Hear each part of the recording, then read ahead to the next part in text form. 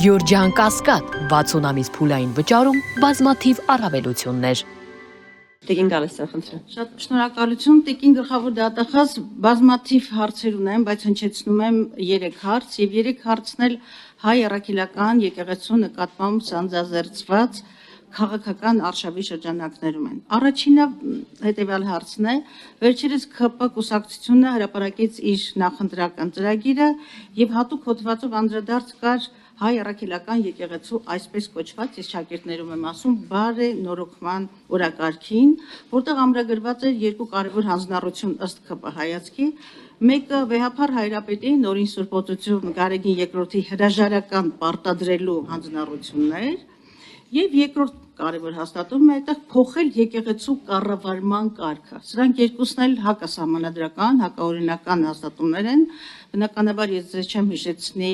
ուրեմն Հայաստանի Հանրապետության Սահմանադրությամբ ամրագրված եկեղեցու եւ պետության տարանջատման մասին 2 հոդվածները, բայց հարցս ուղղում եմ ձեզ, արդյոք դուք այստեղ չեք տեսնում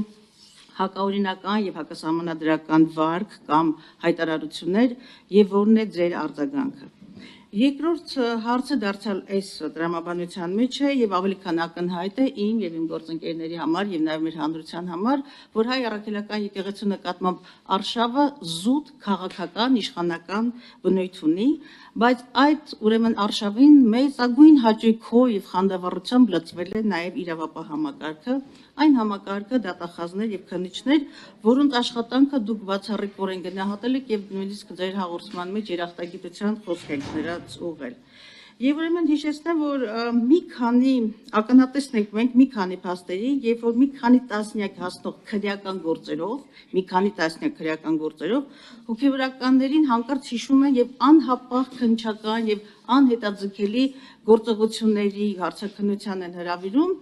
հատկապես Կիրակի օրերին, երբ որ բոլորը գիտենք դա պատարագի օր է եւ նաեւ հոգեվորականության համար բարձրագույն, այսպես ներկայացական մարմինների, նիստերի կամ ծիսակատարությունների կամ ժողովների ուրեմն ճիշտ պահին։ Անհեթեթությունը հասավ այն աստիճանի, որ Արագածոտնի մարզում քննիչը ամբողջ թեմի 21 քահանաներին ժամը 11-ին, Կիրակի ուղիղ ժամը 11-ին հրավիրեց հարցաքննության 21 քահանաների, նշում եմ այդ պահին, երբ որ պետք էր ուղղակի բեմադրել զուգահեռ մեկ այլ, այսպես ասած, իշխանական պատարագ։ Եվ սրանք բնականաբար շինծու գործեր են եւ նաեւ շատ հոգեվորականներ այդ շինծու գործերին մասնակից դառնալու եւ հարցաքննության ենթարկվելու հրաժարական է տվել, բայց միևնույն է դուք գնահատում եք այն անհետաձգելի եւ հրավիրում եք քննչական գործողությունների եւ հատուկ զուգադիպությամբ նիստերի օրերին կամ պատարագներին, դուք այստեղ սարսանք զուգադիպություններ են, թե պատահականություններ են, խնդրում դրան եւս անդրադառնալ, եւ դուք համառորեն դատախազությունը, որը Սահմանադրականության, պետական կարգի, պետական եւ ազգային շահի պաշտպանության բարձրագույն այսպես լիազորությունը ունի, ես ուզում եմ հասկանալ, բարձել եւ լսել ձեր պատասխանը, արդյոք դուք համառորեն իսկապես չեք տեսնում հայ առաքելական եկեղեցու նկատմամբ սանձազերծած տեսակը հակասահմանադրական գործընթացը եւ եկեղեցու դեմ արշավը, որին բոլորս ակնատես եղանք են դռները ջարդելու, կոտրելու հերոսակային ցրքաբար ու հարձակումը, վարույթ ուրեմն նախաձեռնվեց միայն այն պարագայում, երբ որ դատարանի վճռով Պարտադրանքով ավելի շուտ դատարանի չեմ ուզում ընդհատել, բայց ռեգլամենտ ունենք, խնդրում եմ տեղավորվել դրա մեջ։ Ուրեմն դատարանի պարտադրանքով վարույթը հարուցվեց։ Ես ուզում եմ այստեղ այս 3 հարցն էլ միացնել իրար եւ դրանք բոլորը մեկ հարց ունեն։ Դուք արդյոք գտնում եք, որ դուք գտնվում եք սահմանադրական կարգը եւ իրավական կարգը ազգային պետական շահապաշտպանելու դիրքերում եւ ինչու չեք տեսնում այստեղ հանցագործություններ, որոնք ավելի քան ակնհայտ են։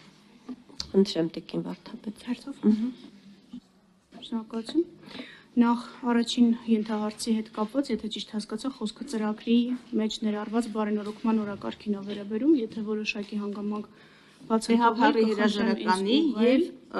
եկեղեցու կառավարման կարգը, այո։ Տիկին Գալստյան, դատախազությունը քրեական վարույթից դուրս գնահատականներ չի տալիս։ Մենք բազմաթիվ հարցումներ ենք ստանում, այդ թվում կուսակցական պատկանելություն ունեցող անձանցից, որոնք դատախազությունից ուզում են գնահատականներ կոնկրետ երևույթների նկատմամբ։ Դատախազությունը գնահատական տալիս է մի փաստաթղթի մեջ, որը կոչվում է քրեական հետապնդման հարուցում,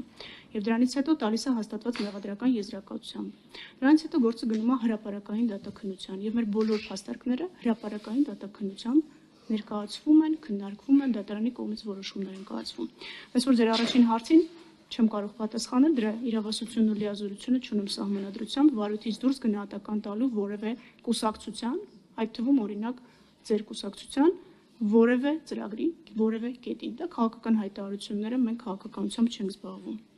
Քննչական գործողությունների վերաբերյալ ես չգիտեմ դուք ինչի եք փնտրում այդտեղ ինչ որ զուգադիպություններ, յուրաքանչյուր վարույթով իրականացվում է ըստ անհրաժեշտության։ Եվ մենք նպատակադրված ենք այս վարույթները ավարտել